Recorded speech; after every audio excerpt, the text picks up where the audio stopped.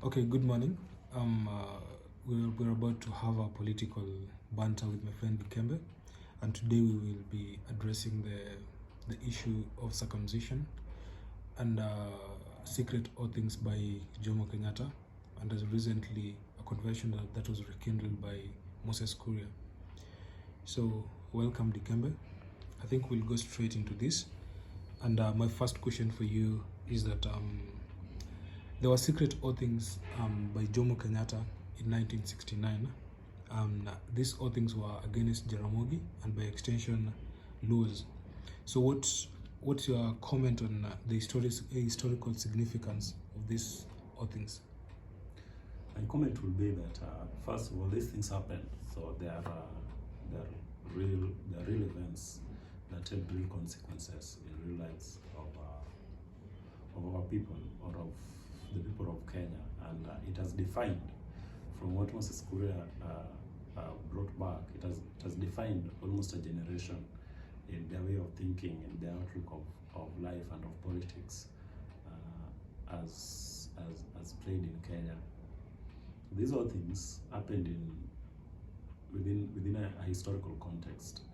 This was the 1960s, plus the beginning of 1970s, and it was at the height of the Cold War, and that partly contributed to the environment of distrust among African leaders and among Kenyan leaders. And remember, that did not just happen in Kenya. There were political conflicts all across Africa and the sub-Saharan world, or among countries that were emerging from colonialism, because most of the colonial powers still wanted to have a leash on their former subjects, and so they created in most countries these sort of divisions, and they went at great lengths to find what would work within each country. So for Kenya, there was a significant differences in the independent era generation of Jaramogi and Kenyatta and Mboya and Gishuru and Moi and Ngala, and so all these people came to the scene with their own colonial hangovers, so to speak.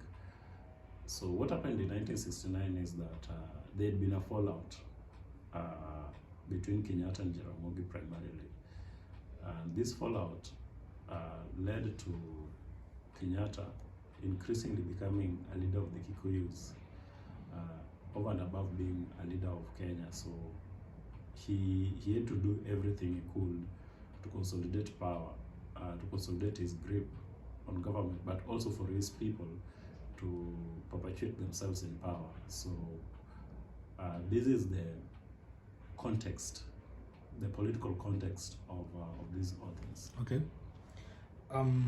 Okay. So if I'm supposed to, if we go back to history, then we realize that these secret oathings by Jomo Kenyatta, they solidify the rivalry between the Luo and the Kikuyus. But how comes Jaramogi and by extension the Luo community did not have a counter oathing to these secret oathings by Jomo Kenyatta?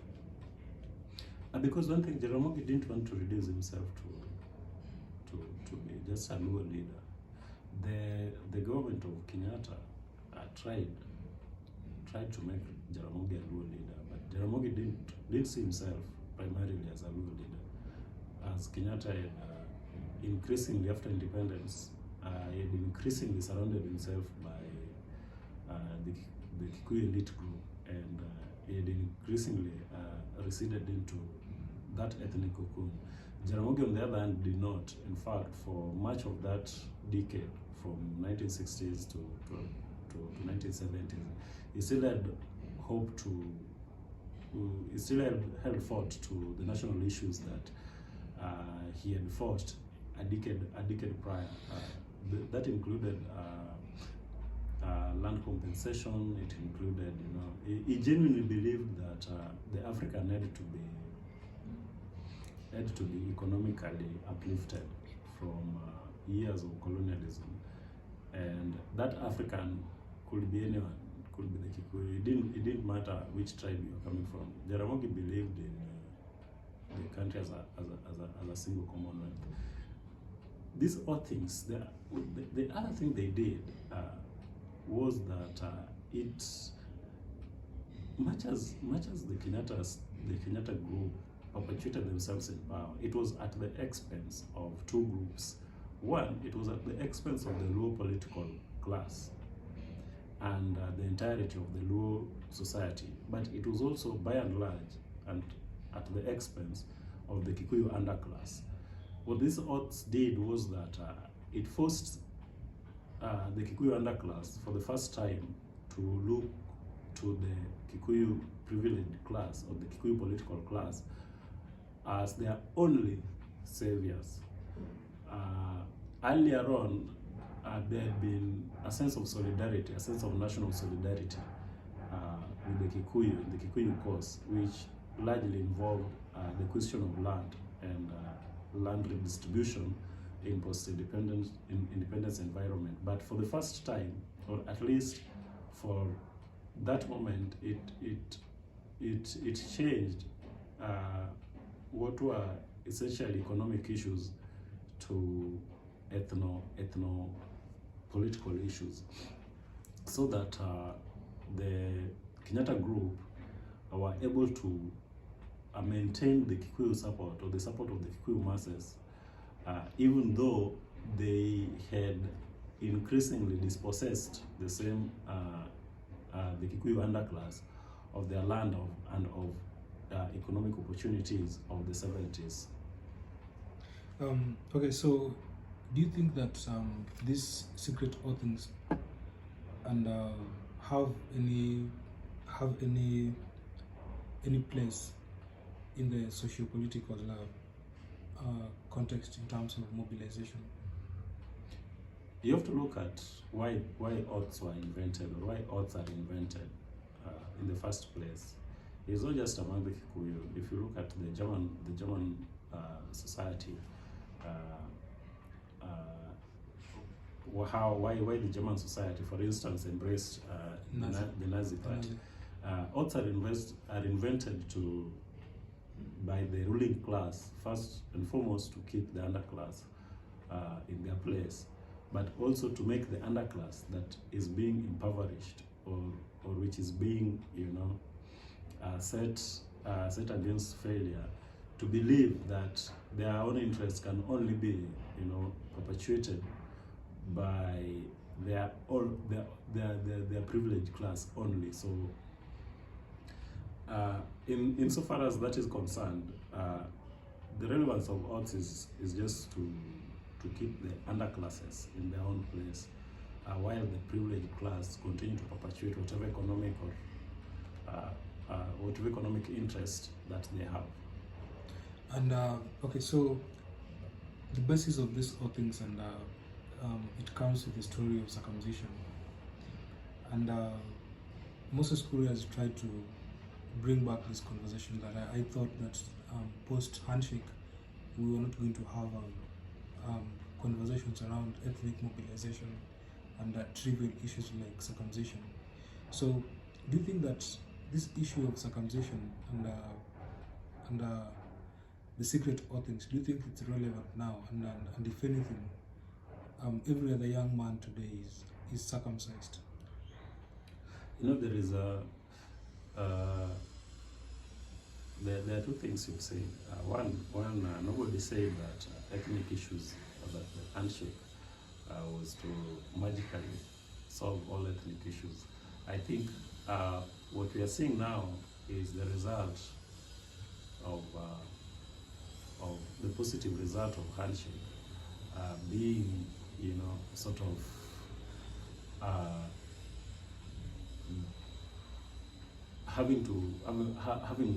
we are seeing handshake having to contend with Kenya as it has been, and this is perhaps one of the best examples of how nations, the forces that push and pull when nations want to, move from one stage of economic and social development to the other. Some people hold on to old rivalries, old myths, old pathologies, in the hope that they can maintain the status quo as it presently exists. And people like Moses Kuria are trying to, hold back the course of history. I can tell you this, David. We are the contest in 2022, for instance, is a contest to elect the 5th president of the Republic of Kenya. And Kenya has moved more towards national accommodation. People tend to increasingly accommodate each other, not just in their economic and social outlook, but also now in their political outlook. So what's going to happen is either of those two groups are going to win. One group will win on the hope that they want to move Kenya past, for instance, the myth of circumcision and the myth of oathing. The other group is saying that this is our way of life. This handshake attacks our way of life. It attacks our how we've been raised, how we've been brought up, civically but also politically. And when such things happen, when such forces happen within a society, it either creates a new society which creates new values with new values, or the old society somehow magically reinvents itself.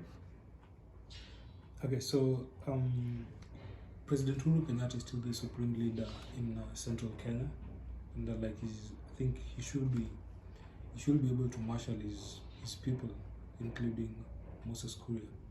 So, do you think that it's relevant that President Uhuru Kenyatta addresses this issue of circumcision? Because if anything, in that clip, Moses Kuria mentions the president, and he says that he will be cast. So, do you think President Uhuru should address this issue? There was a time in Barack Obama's first, I think it was his first stab at the presidency, where the question of race and race relations in the US became an inhibiting issue to his run, and he addressed that particular issue as a standalone issue. So he had a moment in which he addressed his thinking. He put forth his thinking about the condition of ethnic relations in the United States. I do